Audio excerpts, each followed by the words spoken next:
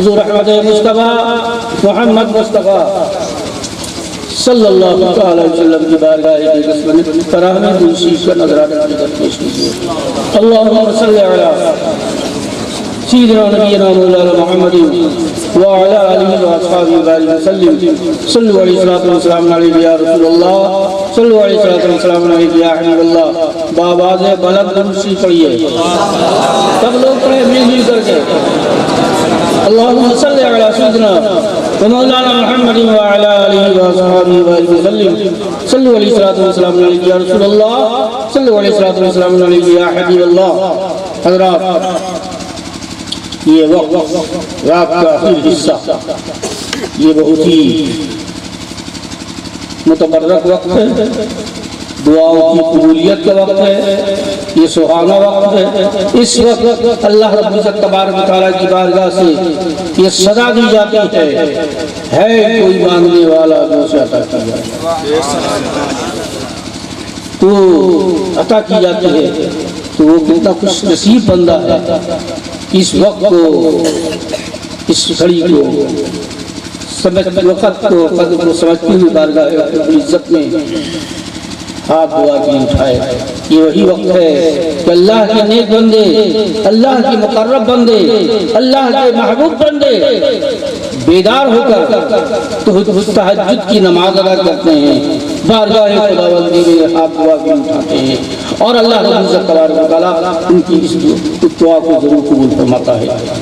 اللہ رب العزت تبارک و تعالیٰ اگر دعا نہ قبول کرے گا تو پھر ہماری کون سنے گا؟ اللہ رحیم ہے، اللہ کریم ہے، اللہ رحم فرمانے والا ہے، اللہ کرم فرمانے والا ہے۔ رب ذوالجلال کا خود ارشاد ہے، ادعونی استجب لکم، اے میرے بندو مجھ سے مانگو، میری بارگاہ میں دعا ہاتھ کے لیے پھیلاؤ، استجب لکم، میں تمہاری دعاؤں کو سنوں گا، تمہاری دعاؤں کو قبول کروں گا۔ تو حضرات، بہت سارے لوگ آج کہتے ہوئے نظر آتے ہیں ہم دعا کرتے کرتے تو تھک گئے، لیکن دعا قبول ہوتی ہی نہیں ہے نا؟ یہ بات کی نہیں بڑی نا، ایک دم ٹھنڈے آپ بالکل ایک دم سنتے سنتے تھک گئے ساری بات سنے نا۔ بہت سارے لوگ مجھ سے خود کہا کہتے ہوئے نظر آتے ہیں کہ تعویذ پہنتے پہنتے تھک گئے، دعا کرتے کرتے تھک گئے، لیکن ہماری کوئی دعا قبول نہیں ہوئی۔ تو حضرات گرامی، یہ غور یاد رکھیے، دعا کی قبولیت کس لیے یہ نہیں کہا کہ جس طرح فرائض و واجبات کے قبول ہونے کے کچھ شرائط ہیں، اسی طرح دعا کی قبولیت کی بھی کچھ شرطیں ہیں۔ ان شرطوں کو ملحوظ رکھ کر اگر رب کی بارگاہ میں آپ دعا کریں گے تو اللہ رب العزت تبارک و تعالیٰ آپ کی دعا کو ضرور قبول فرمائے گا۔ اس لیے کہ رب نہیں سنے گا تو پھر کون سنے گا؟ جاگرے تو خود ارشاد فرمایا، استجب لکم ادعونی استجب لکم، تم مجھے بارگاہ میں دعا ہاتھ کے پھیلاؤ، ہم تمہاری دعا کو سنیں گے۔ تو اللہ کے حبیب صلی اللہ علیہ وسلم فرماتے ہیں الدعاء مخ للعبادہ، فرمان مصطفیٰ ہے، اللہ کے حبیب فرماتے ہیں دعا عبادت کا مغز، جس طرح انسان کے دماغ میں مغز اصل چیز ہے، اصل کمانڈر ہے، اصل چیز کیا ہے جو پورے جسم کو کنٹرول کی ہوئی انسان ہے، وہ مغز۔ اس لیے اللہ کے حبیب کا دعا وہ عبادت کا مغز ہے، یعنی اصل چیز عبادت کی کیا چیز ہے؟ دعا۔ رب کی بارگاہ میں مل جائے، رب کی بارگاہ میں سوال کرے، دستگاہ سوال کرے، اللہ تبارک و تعالیٰ دعا کو سننے والا ہے۔ اور اللہ کے حبیب اسی موقع پر ارشاد فرماتے ہیں دعا مومن کا ہتھیار ہے، دعا جو ہے یہ مومن کا ہتھیار ہے. جس طرح ہتھیار مومن رکھتا ہے اپنی حفاظت کے لیے، اپنے جان و مال کی حفاظت کے لیے، اسی طرح اپنے ایمان و عقیدے کی حفاظت کے لیے، دشمنوں سے حفاظت کے لیے دعا کے ذریعے سے اللہ رب العزت تبارک و تعالی رب کی بارگاہ میں دعا کی جاتی ہے. اللہ رب العزت تبارک و تعالی ان دعاؤں کے فعل میں بلاؤں کو رد فرماتا ہے، بلاؤں کو دور فرماتا ہے، مصیبتوں سے حفاظت فرماتا ہے انسان کی. اس لیے اللہ کے حبیب صاحب فرماتے ہیں دعا مومن کا ہتھیار. حضرات گرامی، تو جس طرح نماز کی قبولیت کے شرائط میں سے طہارت ہے، وضو ہے اور وقت ہونا ضروری ہے، اسی طرح دعاؤں کی قبولیت کے لیے بھی کچھ شرائط ہے. ان شرائط کو ملحوظ رکھ کر کے رب کی بارگاہ میں دعا کریں گے تو اللہ رب العزت تبارک و تعالیٰ ضرور آپ کی دعا کو قبول فرمائے گا. ان شرائط میں سب سے پہلی شرط کیا ہے کہ خلوص کے ساتھ، اخلاص کے ساتھ، رب کی جانب متوجہ ہو کر پورے توجہ کو دنیا کے ہر خیالات کو سے ہٹ کر کے رب کی جانب متوجہ ہو کر کے رب کی بارگاہ میں دعا کریں گے، اللہ تبارک و تعالیٰ اس کی دعا کو سنیں گے. اور دوسری شرائط اسی یہ ہے کہ اللہ کے محبوب بندوں، اللہ کے مقرب بندوں کا وسیلہ لے کر کے ان کے ذریعے سے بارگاہ خداوندی میں آپ جائیں گے تو وہ دعا اللہ رب العزت تبارک و تعالیٰ ضرور قبول فرمائے گا. اور دوسری کیا ہے؟ تیسرے شرائط میں سے یہ ہے کہ وقت کا لحاظ، جیسے یہ وقت بہت متبادر ہوتے رات کا کوئی حصہ اور دن کو، مہینے کو، ان مقامات مقدسہ، ان مبارک وقتوں کو ملحوظ رکھ کر کے رب کی بارگاہ میں دعا کریے تو اللہ رب العزت تبارک و تعالیٰ آپ کی دعا کو قبول فرمائے گا. اب سنیے کہ کسی مقرب بندے کا واسطہ اللہ کے حبیب صلی اللہ علیہ وسلم کی بارگاہ میں ایک نابینا صحابی آیا. حدیث کا ملحوظ مفہوم سماعت کیجیے. ایک صحابی جو نابینا تھے، اندھے تھے، آنکھ کی بینائی ان کی ختم ہو گئی تھی، بارگاہ خداوندی میں عرض کیا یا رسول اللہ میں اختیارہ ہو جاؤں، آنکھ والا ہو جاؤں، بینا ہو جاؤں، دنیا کے نظارے کروں، میں دنیا کو دیکھوں، میں میری خواہش یہی ہے، میری تمنا یہی ہے کہ اللہ رب العزت تبارک و تعالیٰ مجھے آنکھ عطا فرما دے، آنکھ میں روشنی مل جائے مجھے. تو اللہ کے حبیب صلی اللہ علیہ وسلم کو ارشاد فرمایا، حضور نے فرمایا میرے واسطے سے، میرے ذریعے سے، میرا واسطہ دے کر کے تم بارگاہ خداوندی میں دعا کرو، اللہ رب العزت تبارک و تعالیٰ تمہیں روشنی مل جائے گی. تو کیا حضور صلی اللہ علیہ وسلم خود اپنے صحابی کو یہ وصیت فرما رہے ہیں، یہ نصیحت فرما رہے ہیں، یہ تعلیم دے رہے ہیں کہ میرے واسطے سے، میرے ذریعے سے، میرا واسطہ دے کر کے بارگاہ خداوندی میں تم دعا کرو، اللہ رب العزت تبارک و تعالیٰ تمہاری دعا کرے. اور حضرات گرامی،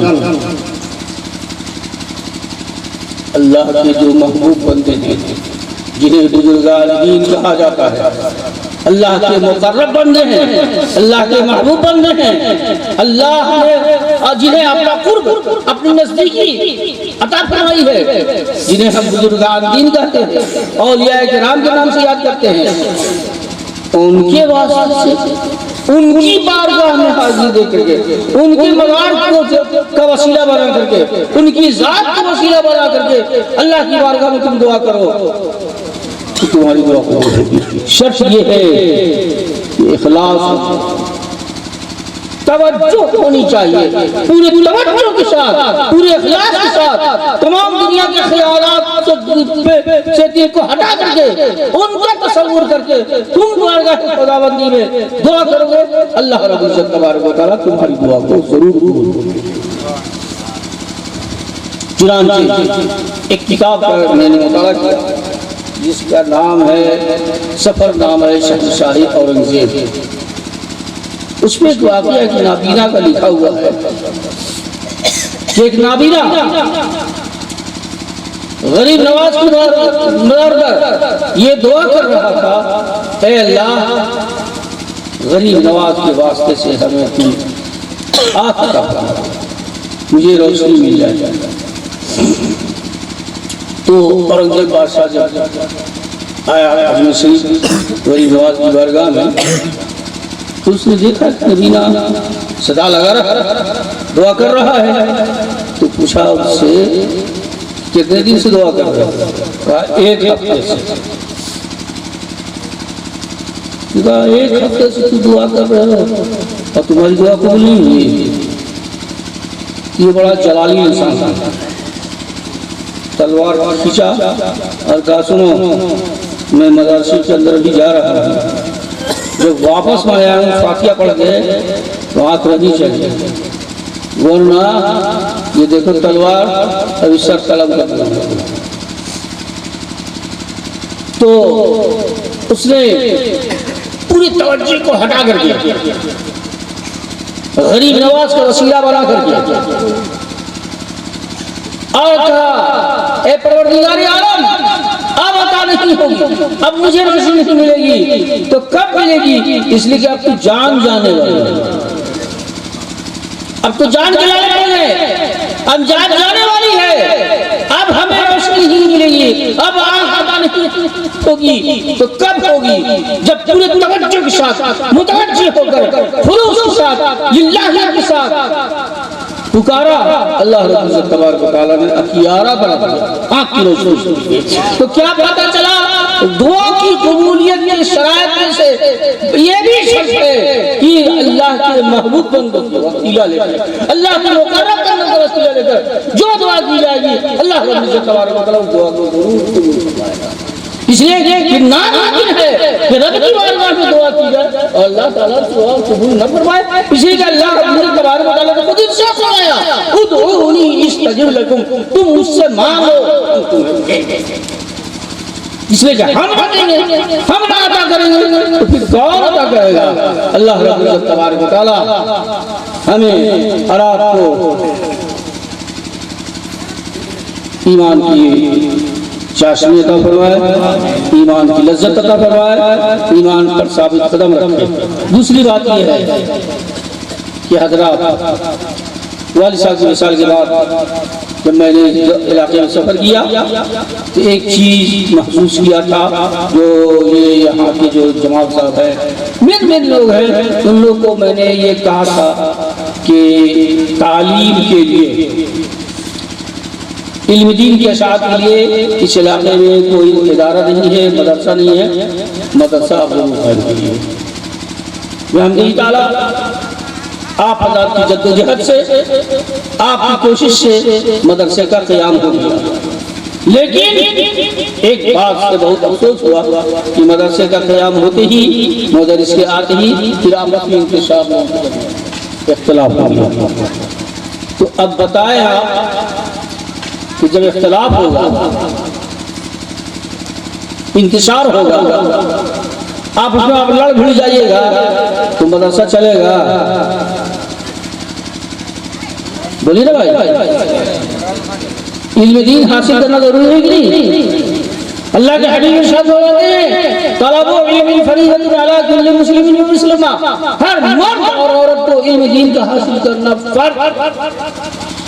تو اللہ کے حبیب صلی اللہ علیہ وسلم نے ارشاد فرمایا علم دین کا حصول فرض ہے، جس طرح مرد پر فرض ہے عورتوں پر بھی فرض ہے۔ تو آپ بتائیے کہ آپ اگر آپس میں انتشار کے شکار ہو گئے، اختلاف پیدا کیا، آپس میں لڑ گئے، جھگڑ گئے، تو بتائیے علم دین کا یہاں فروغ ہوگا، مدرسے کا کیا عالم ہوگا؟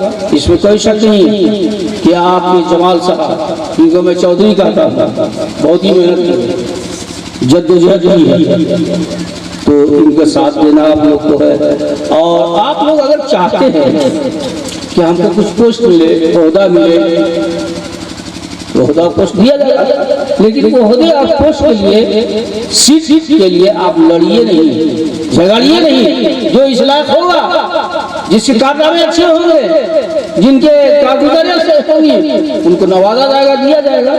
اس کے لیے آپ لوگ ایک بیٹھک کر لیجئے، ایک کمیٹی بنا لیجئے، اچھے ڈھنگ سے اچھے مدرس کا انتظام کیجئے، تعلیم دلائیے۔ بچوں کو تعلیم دلانا ضروری ہے۔ اگر بچوں کو آپ تعلیم نہیں دلاتے ہیں تو آپ بھی خدا کی بارگاہ میں کوشش ہوگی، آپ بھی پیچھے جائیں۔ یہ کام کی بات ہے، ضروری بات ہے۔ بالکل تمام تقاریر کا، جلسوں کا نچوڑ یہ ہے کہ آنے والا وقت بہت ہی بھیانک ہے۔ اگر آپ چاہتے ہیں کہ ہماری نسل، ہماری اولاد کا ایمان محفوظ ہو اور اللہ و رسول کی شناخت میں حاصل ہو اور وہ صراط مستقیم پر گام کر رہے ہیں، ان کا ایمان محفوظ ہو، عقیدہ محفوظ ہو اور بڑوں چھوٹوں کی ادب و احترام کریں، ماں باپ کا ادب و احترام جانیں، تو بغیر علم دین کے حاصل کیے ہوئے یہ ناممکن بات ہے۔ یہ خدا کی معرفت اسی وقت ہوگی جب یہ علم دین سے راستہ پیدا ہوگا، اور آپ کا ادب، آپ کا احترام، ماں باپ کا ادب و احترام، استاد کی عزت و احترام اسی وقت کریں گے یہ لوگ جب آپ انہیں علم دین کا سکھائی ہوگی۔ علم دین کی ضروری ہے کہ عالم و فاضل کی بات جاتا اتنا تو اس کو علم دین حاصل ہونا، جانکاری ضروری ہے۔ یہ ماں باپ کا کیا احترام ہے، استاد کی کیسی عزت کرنی چاہیے، نماز کے فرائض و واجبات، جتنے فرائض ہیں اسلام میں، ان کی جانکاری ہر انسان کے لیے، ہر مومن مسلمان کے بچوں کے لیے ضروری ہے۔ لہذا خدا را میں یہ آپ کو آخری بات بتا دے رہا ہوں کہ آپ لوگ انتشار نہ کیجئے، مدرسے کے سلسلے میں اختلاف نہ کیجئے، کوئی آپس میں کچھ ہو معاملہ تو ہم لوگ کو بلائیے، علماء کرام کو بلائیے، پیران مرشد پیر طریقت بلائیے اور اس اختلافات کو دور کیجئے اور مدرسے کو آگے بڑھائیے۔ اللہ رب العزت تبارک و تعالیٰ کی بارگاہ میں دعا ہے، اللہ رب العزت تبارک و تعالیٰ آپ حضرات کو دلوں میں ایمانی جذبہ عطا فرمائے، ایمان کی روشنی عطا فرمائے اور علم دین حاصل کرنے کی توفیق رفیق عطا فرمائے۔ وما علینا الا البلاغ وآخر دعوانا الحمدللہ۔